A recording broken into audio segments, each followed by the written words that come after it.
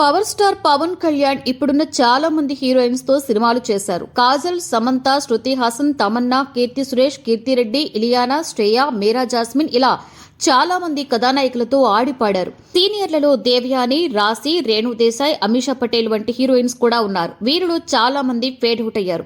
కానీ ఓ అదిరిపోయే combination set కావాల్సింది. పవన్ సౌందర్యతో సినిమా చేయవలసింది, కానీ అది సెట్ కాలేదు.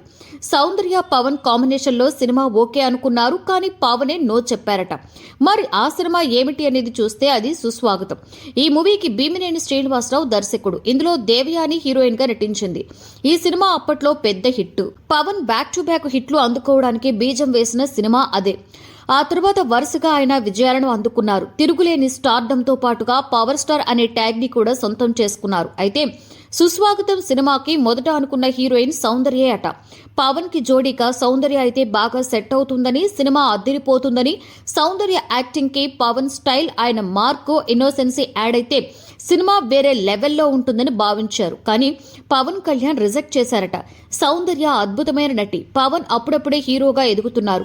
ఆమె ముందు నటిస్తే తాను తగ్గిపోతానని, ఆమెతో పోటీపడి చేయలేనని చెప్పి సౌందర్యని వద్దు అన్నారట.